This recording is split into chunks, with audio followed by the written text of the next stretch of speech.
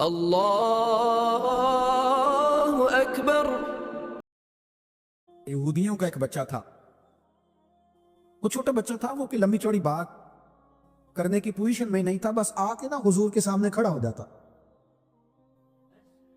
اور شارحین کہتے ہیں زیادہ پتہ وہ ڈیوٹی کیا کرتا تھا، بس محبوب کا چہرہ دیکھتا رہتا، میں دیر تک نا حضور کو دیکھتا رہتا۔ نبی کریم کبھی کبھی کوئی کام بتاتے تو کہا آتا یہودی کا بیٹا تھا، پیار ہو گیا اسے نبی پاک سے۔ آپ کے بیٹے کو بھی ہو سکتا ہے، میرے بیٹے کو بھی ہو سکتا ہے، شرط یہ ہے کہ وہ اپنے ابا سے حضور کی ناک سنے۔ اس نے اپنے ابا سے دولت کی تعریف سنی تو اسے دولت سے پیار ہو گیا۔ اس نے اپنے ابا سے سنی نا بات کہ فلانے کا بیٹا ڈاکٹر بن گیا تو پیسے بڑے کما رہا ہے، فلانے کا بیٹا کاروباری ہے تو آگے بڑا گزر گیا، جو سنا سو اس کے دل میں آ گیا۔ اگر یہ سنے گا تو حضور کا پیار بھی آ جائے گا۔ وہ نبی کریم کی بارگاہ میں کھڑا رہتا ہے، حضور کی زیارت کرتا ہے، خدمت کرتا ہے یہودی کا بیٹا۔ میرے محبوب بڑے کریم ہیں، میں بڑی ذمہ داری سے آپ کو عرض کرتا ہوں، حضور بڑا ہی اجر عطا کر دے۔ وہ یہودی کا بیٹا تھا، بیمار ہو گیا، قربان جائیں، دو ایک دن نظر نہیں آیا تو حضور فرمانے لگے چلو نا تیمارداری کرنے سے۔ حضور تیمارداری کرنے کیسے نصیب ہیں، کیسی خوش بختیاں ہیں، سرکار سرانے بیٹھے ہیں، نبی کریم علیہ السلام کرم فرما رہے ہیں۔ حضور کی وہ محبت دیکھی نا تو وہ غریب یہودی، اسے پتا تھا سرداروں کے طریقے کیا ہیں، اسے پتا تھا چودھریوں کے سلیقے کیا ہیں، اسے خبر تھی کہ خان ہو تو ان کے مہمان بھی کوئی خان ہی ہوتے ہیں، انہیں خبر تھی کہ عام لوگوں کا طرز حیات کیا ہے، لیکن وہ سمجھ گیا کہ میرے جیسے غریب کے بچے کی تیمارداری کرنے جو آئیں وہ دنیا دار نہیں، وہ اللہ کے سچے رسول ہیں۔ حضور صلی اللہ علیہ وسلم نا چھوٹے بچے سے بات کر رہے ہیں، ادھر دیکھنا میری طرف، چھوٹے بچے سے۔ اب میں نے جو بات کہنی اگر آپ کی سمجھ میں آ گئی تو ٹھیک ہے، نہ بھی آئی تو بات ٹھیک ہے۔ پیار نبی پاک سے خالص کرنا، انشاءاللہ رسول پاک تیمارداریاں فرمائیں گے، کرم نوازیاں فرمائیں گے۔ پیار خالص کرنا، نیرا نعرہ نہ لگانا، صرف تقریر میں بات نہ رہے، نقابت خطابت اور یہ مائک کی حد تک چیزیں نہ رہ جائیں، کوئی اس کا عملی ثبوت بھی ہمارے سامنے آئے۔ حضور اس بچے سے بات کر رہے ہیں، فرماتے ہیں کلمہ نہیں پڑھ لیتا، قربان جائیں، کسی کو ابا نے کلمہ پڑھایا، کسی کو اماں نے پڑھایا، کسی کو مفتی صاحب، پیر صاحب، علامہ صاحب، صوفی صاحب، درویش نے پڑھایا، اس کے بھی تو ذرا نصیب دیکھو نا۔ میں گڈی تے ہتھ ڈور سجن دے، وہ جنج رکھے اونج ریڑ ہے، وہ جنج رکھے اونج ریڑ ہے۔ مسلمان یہ سمجھ لے، اس پیغام کو پلے کے ساتھ باندھ لے۔ اگر اس نے جلد بازی دکھانی ہے، اگر اس نے بے راہ روی کرنی ہے، اگر اس نے اللہ تبارک و تعالیٰ کے فیصلوں میں مداخلت کرنی، اور یہ تو ممکن ہی نہیں، یہ ہو سکتا اس لیے کہ اس کی لگامیں کسی اور کے پاس ہیں، اس کے فیصلوں کا اختیار کسی اور کے پاس ہے۔ بنی اسرائیل میں ایک شخص تھا، امام غزالی رحمۃ اللہ علیہ فرماتے ہیں اس کا دل چاہا کہ پتہ تو کروں جنت میں میرا پڑوسی کون ہوگا۔ اس کو خواب میں بتایا گیا کہ فلاں بن فلاں تیرا جنت میں پڑوسی ہے۔ اب یہ بڑا عابد تھا، زاہد تھا، عبادت گزار تھا، پرہیزگار، بڑا نیک تھا، بڑا پرہیزگار۔ یہ سفر کر کے اس کے پاس گیا، اس کو جا کے کہنے لگا میں تیرا مہمان نہ بن جاؤں، 2-3 دن کا بن جاؤ۔ کہتے میں 3 دن اس کے ساتھ رہا، میں اس سے زیادہ نوافل پڑھتا تھا، زیادہ صدقات و خیرات کرتا تھا، زیادہ عبادات کرتا تھا، وہ تو میرے مقابلے میں کچھ بھی نہیں۔ 3 دن کے بعد میں آنے لگا تو میں نے اس کو کہا یار میں ایک مقصد کے لیے آیا تھا تیرے پاس۔ اس نے کہا بتائیے۔ میں نے کہا کہ میرا آنے کا مقصد یہ تھا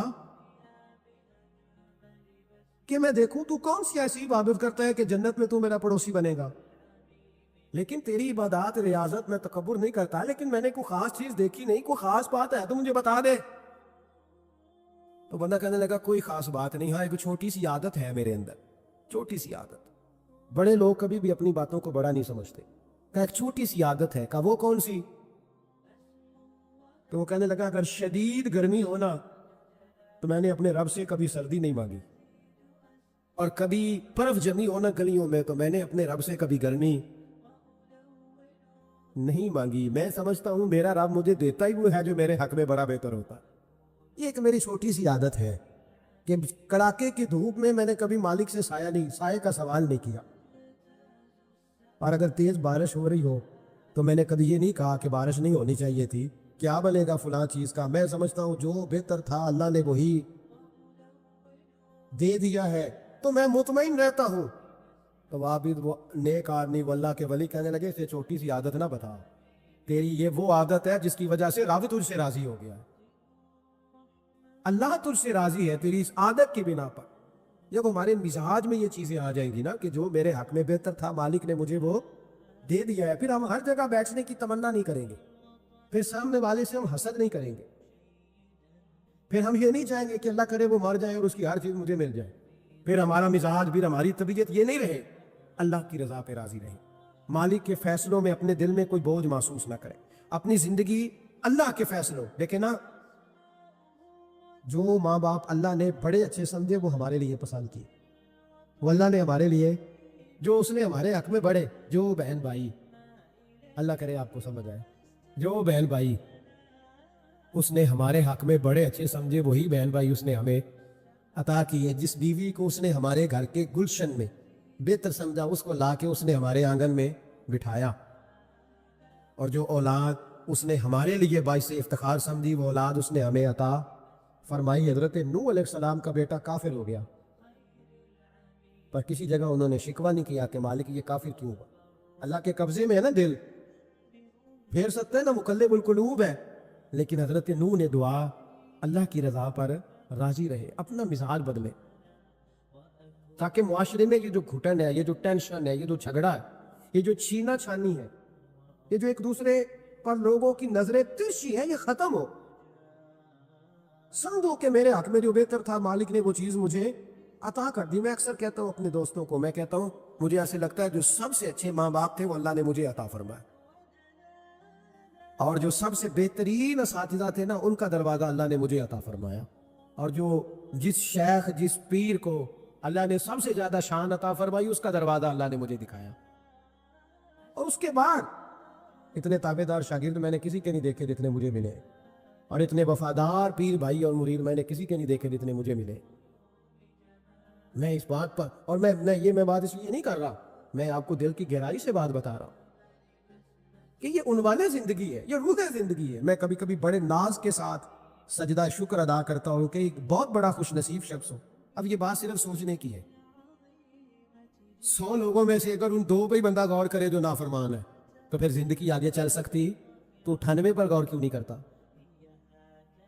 تو 98 پر غور کیوں نہیں کرتا. اگر کسی شخص کے ساتھ 20 سال گزرے اور تو صرف اسے ایک دن کو یاد رکھے جس دن وہ اس نے تکلیف دی تھی, تو پھر یہ تیری زیادتی ہے. تو باقی ان دنوں کو کیوں نہیں یاد رکھتا جن دنوں میں اس کے تیرے ساتھ محبت والا معاملہ فرمایا, خدمت والا, راضی دل رضا کا مزاج بنائے. یہ مسلمان کے ایمان کا حسن ہے, یہ مسلمان کے کردار کا کمال ہے, یہ مسلمان کی سوچ کا بلند معیار ہے, یہ مسلمان کا اعلیٰ مقام ہے. حضرت عبداللہ ابن عمر کا بیٹا بیمار ہو گیا, بڑے پیارے ہوتے ہیں نا بیٹے, آپ بڑے پریشان تھے, شدید پریشان. صحابہ کہتے ہیں ہم نے آپ کو بڑی تکلیف میں دیکھا, کبھی اس حکیم کے پاس, کبھی اس حکیم کے پاس, کبھی اس جگہ, کبھی اس جگہ. کچھ دنوں کے بعد بیٹا انتقال کر گیا, لیکن کہتے ہیں جب ہم تعزیت کے لیے گئے تو ہم نے ان کے چہرے پر بہت ساری سکون کو, بہت ساری راحت کو دیکھا. بیٹا انتقال کر, جب وہ بیمار تھا تو پریشان تھے, اب جب انتقال کر گیا تو سکون میں. تو کہتے ہم نے ان سے سوال کیا کہ حضور اس وقت آپ پریشان تھے, انتقال کے بعد تو لوگ زیادہ پریشان ہوتے ہیں, اب آپ سکون میں ہیں. تو آپ فرمانے لگے جب تک میری ڈیوٹی تھی میں پریشان تھا, خدمت کر رہا تھا, نوکری کر رہا تھا. اب میں اسے اس کے پاس چھوڑ آیا ہوں جو مجھ سے بہت زیادہ اس کا خیال رکھنے والا ہے, جو مجھ سے کئی ہزار گنا بڑھ کے اس پر توجہ کرنے والا ہے. اب مجھے پریشانی, اب میرا قریب مجھ سے کہیں بڑھ کر اس کا خیال رکھے گا, اسے سکون دے گا, اسے راحت دے گا, اور میں اپنے رب کے فیصلے پر بڑا راضی ہوں. انس بن مالک رضی اللہ تعالیٰ عنہ کہتے ہیں 10 سال حضور کی بارگاہ میں رہا, 10 سال, اور 10 سال میں نے حضور کے گھر میں نوکری کی. کہتے ہیں نبی پاک نے کبھی مجھے اف تک نہیں کہا. ہمارا اپنا بچہ جو ہوتا ہے نا بیٹا، اور 10 دنوں میں شاید سینکڑوں دفعہ سن لے یہ کیا کیا ہے، وہ کیا کہتے 10 سال حضور نے مجھے کہتے میں نے ایک دن بڑا نقصان کر دیا، کوئی بڑی چیز مجھ سے ٹوٹ گئی، بڑا نقصان ہو گیا۔ تو فرماتے ہیں کہ نبی پاک صلی اللہ علیہ وسلم کی ایک زوجہ محترمہ مجھ پر جلال کرنے لگی، اور ان کا جلال بالکل بجا تھا، ان کا غصہ بالکل ٹھیک تھا، اس لیے کہ میں نے واقعی بڑا نقصان کیا تھا۔ کہتے وہ جب جلال کرنے لگی نا تو محبوب تشریف لائے، کیا ہوا؟ کہ یا رسول اللہ یہ دیکھیں اس نے کتنی بڑی چیز توڑ دی۔ تو کہتے ہیں میرا خیال تھا کہ یہاں سے بھی مجھے ڈانٹ پڑنی ہے اور پڑنی چاہیے بھی، اس لیے کہ میں نے آج بڑا نقصان کیا ہے۔ لیکن کہتے محبوب میرے قریب آئے اور میرے کندھے پہ ہاتھ رکھا، زوجہ جلال میں تھی، تو محبوب نے کیا خوبصورت جملہ کہا، ساری سوچ ہی بدلتی۔ فرمانے لگے اس کو نہ ڈانٹ، اس چیز کا ٹوٹنا میرے رب کی رضا تھی تو چیز ٹوٹ گئی ہے، یہ میرے رب کی رضا تھی تو یہ چیز اب یہ غریب ہے اس کا دل نہ توڑ، وہ ٹوٹ گیا، وہ جو ہونا تھا سو ہو گیا، اب چھوڑ، یہ میرے اللہ کی اس چیز کا اتنا دیر رہنا ہی ہمارے حق میں بہتر تھا، تو ٹوٹ گئی تو ختم۔ کہتے بڑا جلال تھا محبوب کی زوجہ کو، لیکن انہوں نے جب بات سنی تو پھر مصطفیٰ کریم کا گھرانہ، پھر حضور کی ازواج پاک، مومنوں کی مائیں، کہتے ہیں اسی وقت وہ بیٹھیں اور انہوں نے میری طرف بڑی شفقت کی نظروں سے دیکھا، اور ان کے غصے کو میں نے پیار میں بدلتے دیکھا۔ بھائی یاد رکھو اللہ کی رضا، پھر اس وقت 2-4 لاکھ کے لیے لوگوں کو ہارٹ اٹیک نہیں ہوتا، پھر 20-25 ہزار کے لیے بلڈ پریشر اپ ڈاؤن نہیں ہوتا جب بندہ اللہ کی رضا پہ راضی رہنے لگتا، پھر چھوٹی چھوٹی باتیں اس کے لیے سہانے روح نہیں بنتی، پھر ذرا ذرا سی بات اسے تکلیف نہیں دیتی، جب وہ اللہ تعالیٰ کی رضا پر راضی ہونے کا عادی ہو جاتا ہے تو پھر یہ چیزیں اس کے لیے باعث آزمائش ہے۔ نبی پاک صلی اللہ تعالیٰ علیہ وسلم کی خدمت میں حضرت زبیر بن عوام رضی اللہ تعالیٰ عنہ اور ایک انصاری صحابی آئے، انصاری صحابی، ان کا آپس میں جھگڑا تھا۔ جھگڑا کیا تھا؟ ایک چشمے سے پانی آتا تھا، پہاڑ سے پانی نیچے گرتا تھا، ایک چشمہ تھا پہاڑ سے، تو اس چشمے سے لوگ اپنے کھیتوں کو پانی دیتے تھے۔ یہ بخاری کی حدیث ہے۔ پہلے باغ تھا حضرت زبیر بن عوام کا، حضرت زبیر بن عوام رضی اللہ تعالیٰ عنہ نبی پاک صلی اللہ علیہ وسلم کی پھوپھی کے بیٹے اور عشرہ مبشرہ صحابی ہیں، ان کے کھیت پہلے آتے تھے اور اس انصاری کا باغ بعد میں آتا تھا۔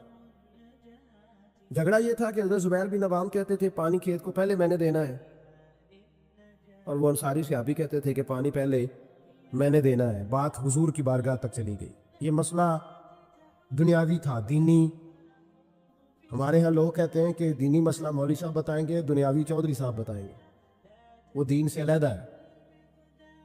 نبی پاک صلی اللہ علیہ وسلم کی بارگاہ میں جب یہ بات گئی نا تو حضور نے فرمایا بھائی پہلے کھیت کیونکہ زبیر کا ہے، ہوتا ہے نا ہمارے ہاں پانی کی باریاں ہوتی ہیں، تو جس آدمی کا کھیت پہلے ہے وہ پانی پہلے پلا لے اپنے کھیتوں کو، دوسرے بعد میں پانی لگا لے۔ تو نبی پاک علیہ السلام نے فرمایا چونکہ زبیر کا کھیت پہلے ہے تو زبیر پہلے پانی لگا لے کھیت کو، اور انصاری کا باغ چونکہ بعد میں آتا ہے، اس کے کھیت بعد میں آتے ہیں تو وہ پانی بعد میں لگا لے۔ اب وہ انصاری پر یہ بات بوجھ گزری تو بے سمجھی میں، بے دھیانی میں، جوش جذبات میں بڑا سخت جملہ کہہ گئے، کہنے لگے یا رسول اللہ صلی اللہ علیہ وسلم، زبیر دراصل آپ کی پھوپھی کے بیٹے ہیں نا، تو میں تو پھوپھی کا بیٹا نہیں، اس لیے آپ نے فوراً فیصلہ ان کے حق میں دیا ہے۔ محبوب تو ابھی کوئی جواب دیتے ہی اللہ کے قرآن نے بولنا شروع کر دیا، اور قرآن پاک کی آیت آئی، فرمایا فَلَا وَرَبِّكَ لَا يُؤْمِنُونَ حَتَّى يُحَكِّمُوكَ فِي مَا شَجَرَ بَيْنَهُمْ۔ رب کریم نے فرمایا محبوب مجھے تیرے رب کی قسم، یہ اتنی دیر تک مومن ہو ہی نہیں سکتے جب تک اپنے ہر معاملے میں تیرا فیصلہ قبول نہ کر لیں، جب تک ہر معاملے میں تیرا فیصلہ قبول نہ کرے اتنی دیر تک مومن ہو سکتے۔ اب اگلے لفظوں پہ غور کرنا ہے، فیصلہ بھی قبول کرے، اور اگلی بات کیا ہے؟ ارشاد فرمایا ثم لا یجدوا فی انفسہم حرجا مما قضیت، اور محبوب پھر جو تو فیصلہ کرے اس فیصلے میں کہ اپنے دل میں کوئی رکاوٹ بھی محسوس نہ کرے، اپنے دل میں کوئی رکاوٹ بھی، کان آنکھیں دل کھول کے سنے کیا کہہ رہا ہوں،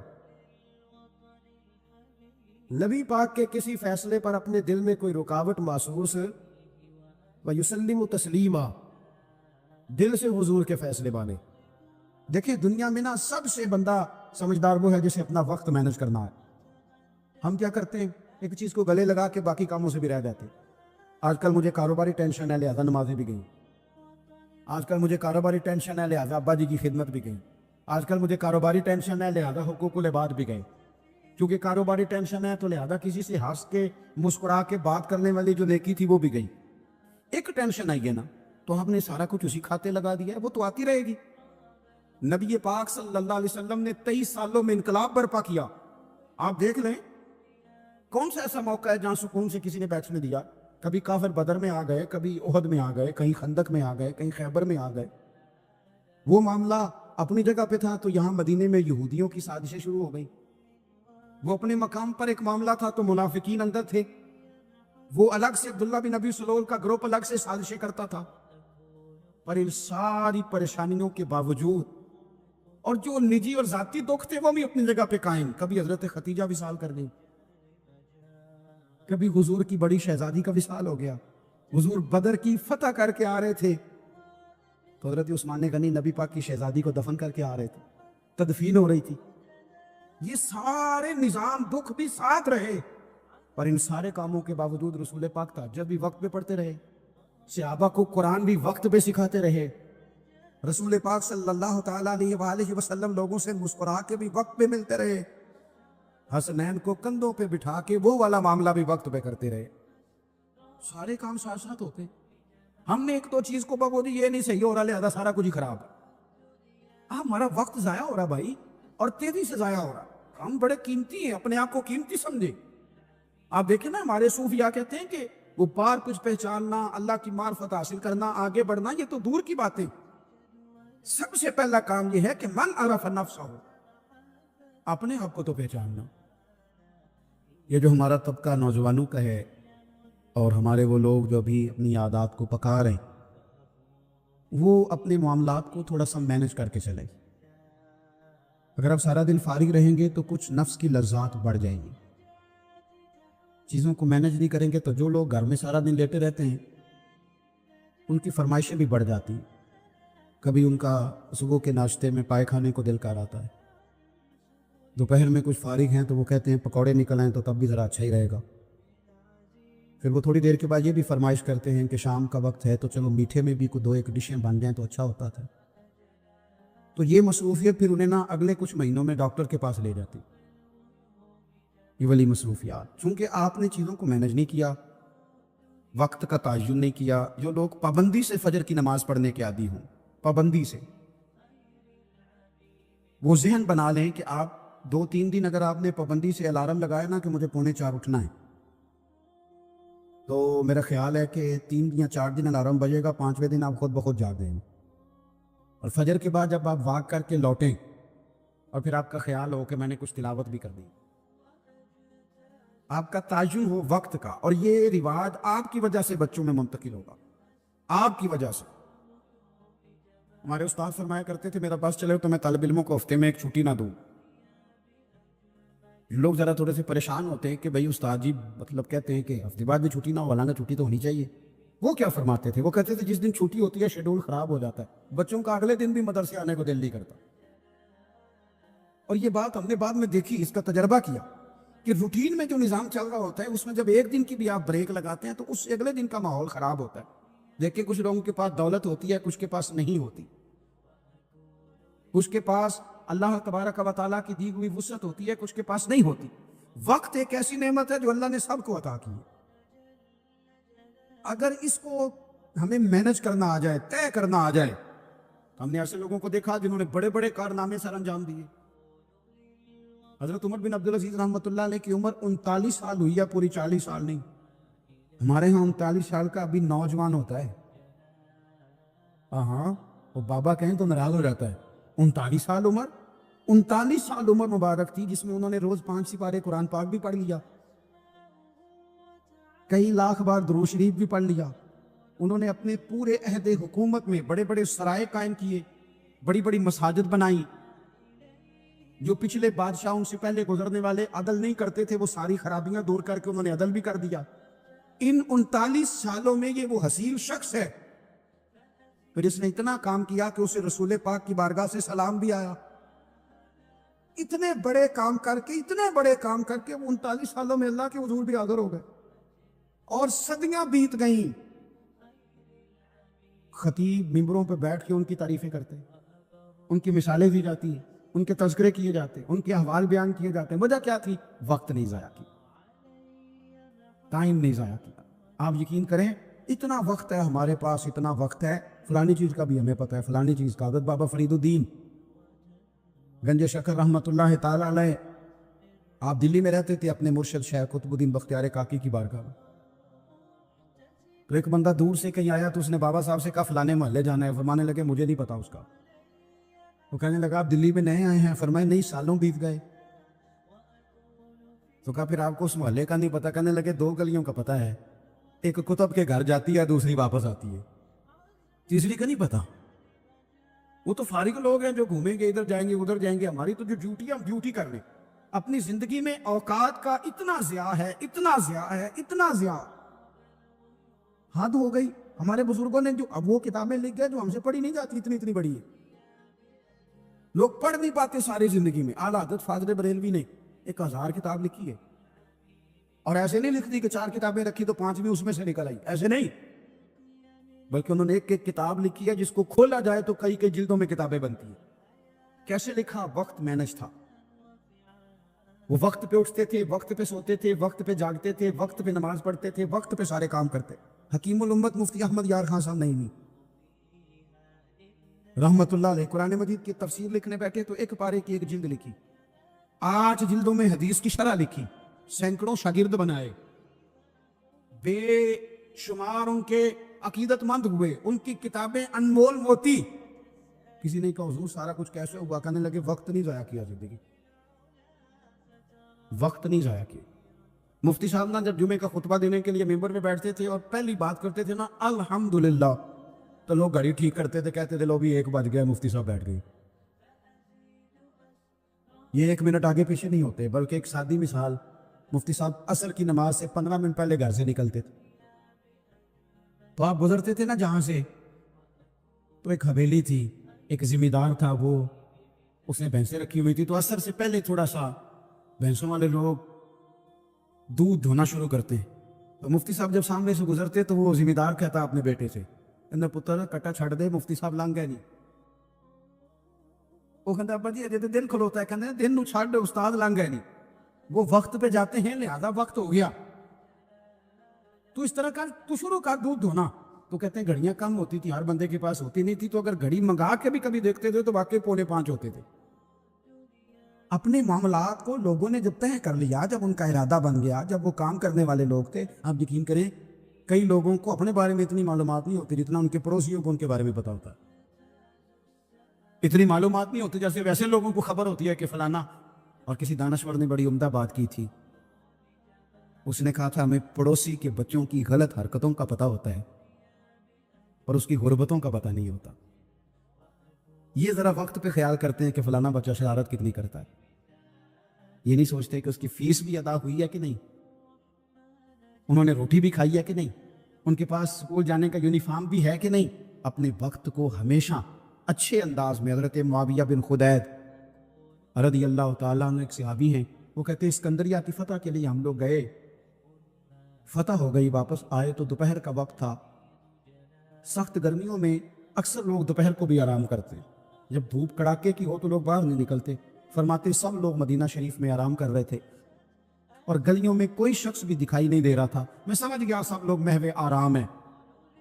حضرت عمر فاروق رضی اللہ تعالیٰ عنہ کو میں نے اطلاع دینی تھی کہ فتح ہو گئی. آپ فرماتے میں بھی جا کے کسی کونے میں بیٹھ گیا. عصر یا مغرب کا وقت ہوا تو حضرت عمر سے ملاقات ہوئی, تو میں نے سلام کے بعد عرض کی حضور مبارک کو اللہ نے کامیابی دے دی, اسکندریہ کی فتح ہو گئی. تو حضرت عمر کہنے لگے یا اللہ تیرا شکر ہے. پھر فرمانے لگے یار میں تو تیرے انتظار میں تھا اور خیال تھا تو ظہر کے قریب آ جائے گا. عرض کی حضور میں آ گیا تھا, ذرا بات کو سننا, میں آ گیا تھا پر سب لوگ سو رہے تھے, آپ کے آرام میں خلل ڈالنا مناسب نہیں سمجھا, لہذا میں رک کے کیسا یا مغرب میں بتاؤں گا. تو حضرت عمر کہنے لگے یہ تم نے کیا کیا؟ سویا کرتا تھا میں, پر خلیفہ بننے سے پہلے سویا کرتا تھا, اب اتنا وقت کہاں ہے. اب تو ذمہ داری ہے، ذمہ داری سب سیاں رل پانی نو چلیاں. کوئی موڑ سی پار کے تو جنہاں نے پار کے سر تے چایا وہ قدم رکھن ڈر ڈر کے.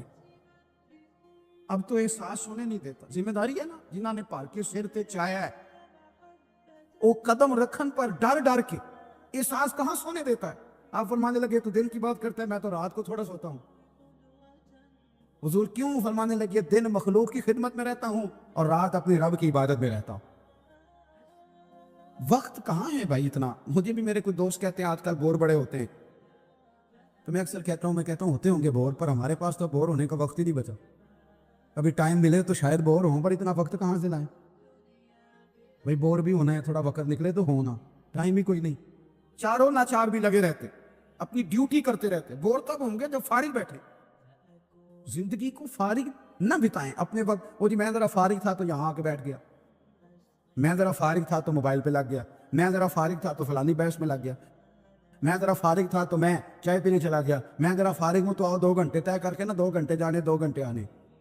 کرنا کیا؟ روٹی کھانے جانا ہے. واہ بھائی واہ، اتنی فرصت کہاں سے آئی. حضرت عبداللہ ابن عمر حدیث کے راوی ہیں. میرے نبی پاک علیہ الصلوۃ والسلام ارشاد فرماتے ہیں جب سورج طلوع ہوتا ہے، ہر روز جب سورج طلوع ہوتا ہے تو دن اعلان کرتا ہے. اس دن منادی ہوتی ہے، وہ دن اعلان کرتا ہے اور کہتا ہے لوگوں آج اگر کوئی کام کرنا ہے تو کر لو، میں آج آیا ہوں، آج کے بعد دوبارہ نہیں ہوں. آج جو دن ہے نا، یہ آج کے بعد دوبارہ یہ نہیں آئے گا میرے عزیز. آج جس کی تلاوت رہ گئی وہ رہ گئی، آج جس کی عبادت رہ گئی سو رہ گئی، آج جس نے استغفار کی تسبیح نہیں پڑھی تو اس کی رہ گئی، آج جس نے ابا کی قدم نہیں دبائے تو اس کی خدمت رہ گئی، آج جو رب کی بارگاہ میں جھکا نہیں تو یہ رہ گیا، یہ رہ گیا، اس کا کام آج رہ گیا. حضرت حسن بصری رحمت اللہ علیہ سے کسی نے کہا حضور یہ کام چھوڑ دے، کل کر لیں گے. آپ فرمانے لگے یہ کام کل پہ ڈال دوں گا تو کل والے کام کب کروں گا؟ جو کل میری ڈیوٹیاں ہیں وہ بھی تو میں نے کرنی ہے نا. تو آج کا کام کل پہ ڈالتا جاؤں گا تو کل والے کام کب کروں گا؟ ہم نے وقت ضائع کیا، ہمارے ہاتھ سے لمحات ریت کی طرح نکل گئے. بہت ساری ہماری ناکامیوں کی وجہ یہ بنی کہ ہم نے ٹائم ضائع کیا. ہم بہت سارا پڑھ سکتے تھے، بہت سارا لکھ سکتے تھے، بہت ساری خدمتیں کر سکتے تھے، خاندان کو بڑا کچھ دے سکتے تھے. اور یار ہمارے تو دیہاتے میں وہ بوڑھی مائیں ہوتی تھی جو اگرچہ قرآن مجید مجہول پڑھتی تھی پر کوئی مقصد تو بنا لیتی تھی نا. کہتی تھی اب بیوہ ہو گئی ہوں، ساری زندگی قرآن پڑھاؤں گی. کوئی لالچ نہیں ہوتا تھا، کچھ نہیں ہوتا تھا، کچھ کوئی مقصد تو تھا نا، کوئی ارادہ تو تھا نا، کچھ انہوں نے پروگرام تو بنا لیا تھا. اپنی زندگی بے ترتیب گزاریں گے تو خیالات بکھریں گے.